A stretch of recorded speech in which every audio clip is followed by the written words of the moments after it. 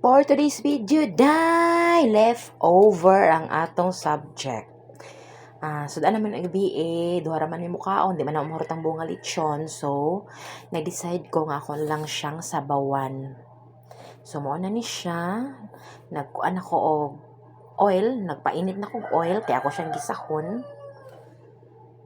Pagkahuman, pag mainit na siya, iba't natang mga kalamasan.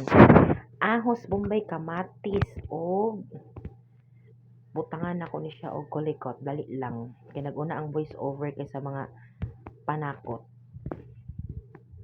Na, gamay kayong kaldero, nang huot na po sila ba? Yatay.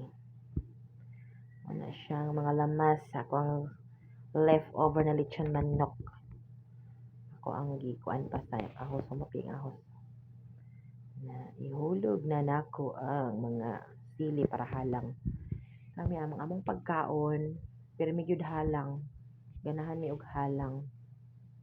Nagihagbong ng lechon manok.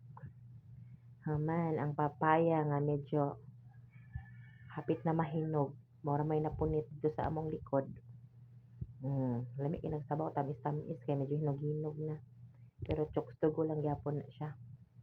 Nagitubigan na nako. Ano siya? Hapit na. Ako lang gipahumok ang papaya na. Dili ra kay na siya lutuon ay. Ana mga salin-salin pwede pa na to na mga batag pamaagi nga malahi na pud siya nga pagka-recipe. Isabawan ang lechon manok. Naluto na, gihaon na sa mga una ta. Like and subscribe.